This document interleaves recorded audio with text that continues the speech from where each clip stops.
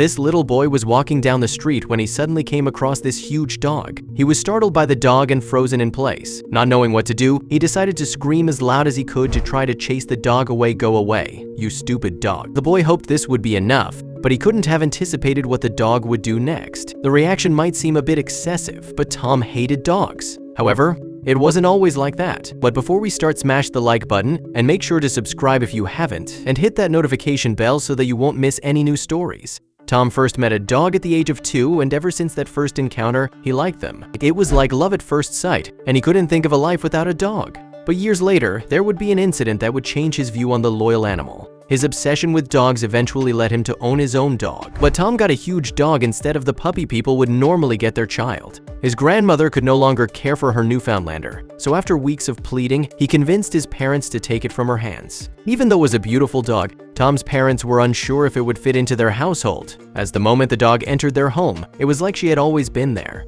The dog was huge and immense, but filled with pure love and joy. It didn't take long for her and Tom to become best friends. The two of them would spend hours together playing. It seemed like Lucy, as the dog was called, was the perfect dog for Tom. Lucy was always by Tom's side, and Tom loved her more than anything. However, when Tom turned 4, something unexpected happened. It was a nice afternoon and Tom and Lucy were done lying around.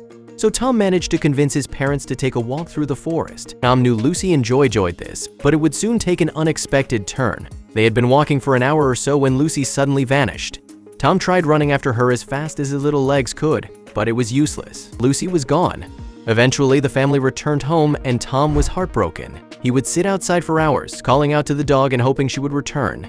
In a few weeks turned into a month, and Tom's hope faded. His parents tried to console him, but nothing made him feel better. For a long time, Tom blamed himself for Lucy's disappearance. It was the one that insisted on going for a walk that day. Tom thought he should have done more to keep her safe. With that in mind, he wasn't ready to give up on her, so he started looking for her. Every day after school, he would go and search for her. He started in the forest but slowly made his way toward the streets. With the help of his parents, he put up flyers around town. One day, as Tom was deep in thought while walking to school, he heard a faint barking that stopped him in his tracks. He shook his head and listened carefully. Tom walked toward the direction it came from, and the barking became louder and louder. He started running, hoping it would be what he thought. Tom gazed at her, not fully believing she was truly back. But at the sound of his voice, the dog turned her head and ran toward him. The young boy embraced her tightly. "What are you doing here?" he asked Lucy. In response, she licked him on his face. They were both overjoyed to see each other again. When Tom looked at her more closely, he noticed something different but couldn't tell exactly what.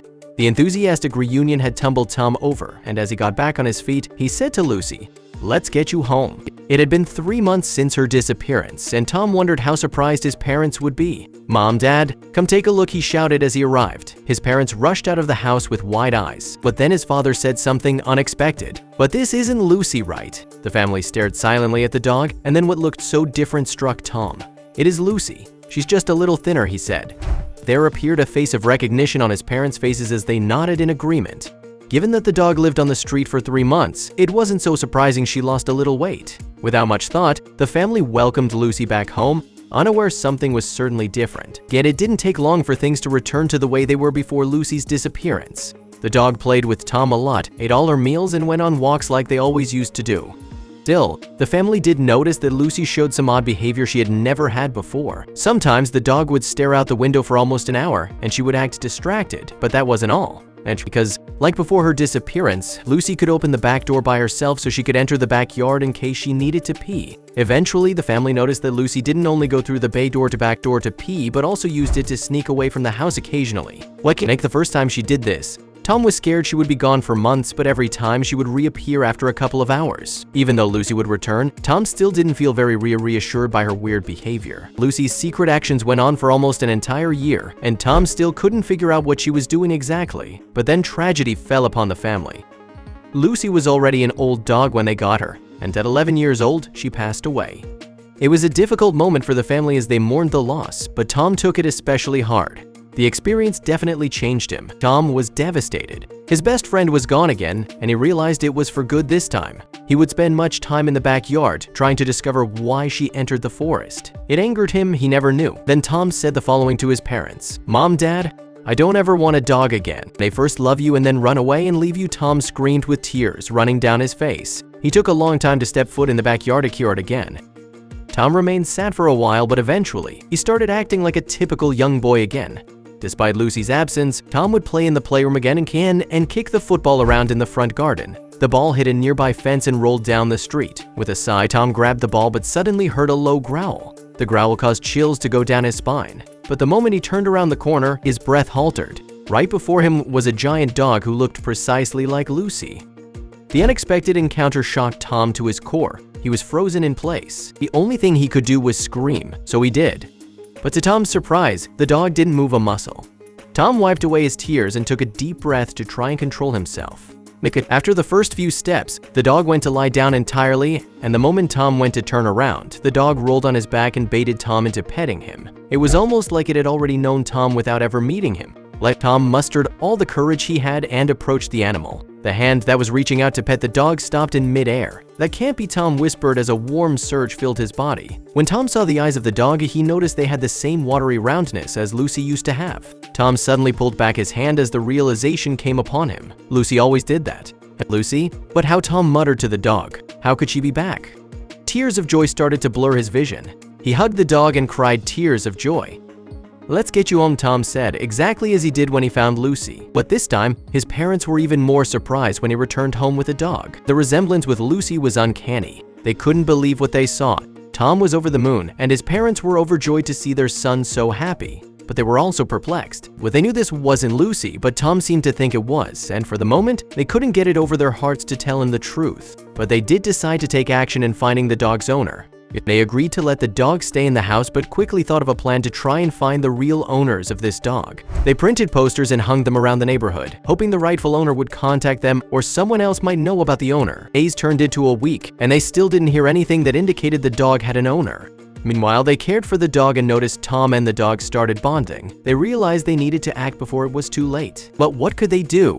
As the family went to the same vet they used for Lucy, the vet was surprised to see them bring in a dog that was remarkably close in appearance to Lucy. The family waited in anticipation, but when the vet returned, he had some shocking news for them. "I'm not sure how to say this, but on the surface, this dog looks almost identical to Lucy," he said. The parents looked at each other in confusion. This was nothing new. They had seen that themselves.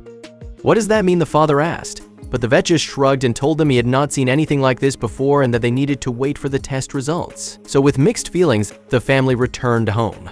The vet had told them the test results would come back in a few days and that they would hopefully clear up the matter. So later that day, he managed to convince his parents to take him and the dog out for a walk in the woods behind their house. It had been a long time since they were back here. Subconsciously, Tom's mother tightened her grip on the leash as Lucy disappeared the last time they were here. The place was filled with bad memories, but their return would lead them toward answers. Because for some strange reason, their new dog seemed to know her way around the forest well. She kept pulling on her leash, not to get away, but almost like she wanted to show them something. After an hour-long walk, they reached a clearing they had never seen before. In the middle stood a tree with a hollowed-out spot beneath it.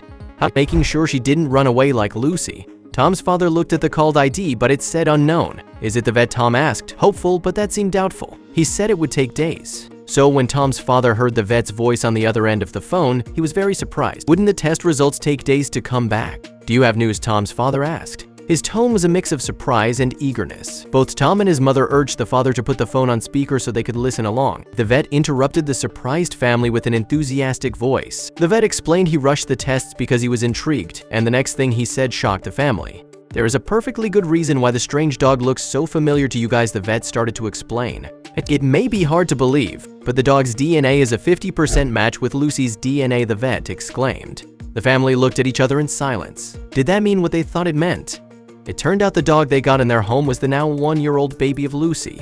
Lucy must have been pregnant when she ran away and delivered the baby in the months she was gone. The baby dog had grown up alone and found its way to Tom, just like Lucy did. After hearing the news, the family rushed home and back to the vet to confirm their suspicion. They thought that Lucy gave birth to this dog during the time she was gone, and the vet could probably confirm this, and indeed, so he did. And now everything started to make sense. When Tom found Lucy, they thought she looked way thinner than she was when she left. That was because she had given birth. She had been pregnant without their knowing and gave birth while she was gone. Then, when she was finally back home with her family, her baby was still out there. And that's why she used to sneak out so much. She was taking care of her baby. Tom and the dog became inseparable. He named her Lucy Jr., and they spent every moment together. His parents looked lovingly at the two of them together. This was all meant to be, Tom's mother said with a big smile, and his father nodded in agreement. As the years passed, Tom and Lucy Jr. grew up together. They went on adventures in the woods behind their house and played together in the garden. Eventually, they both knew the entire woods by heart as they spent a lot of time there.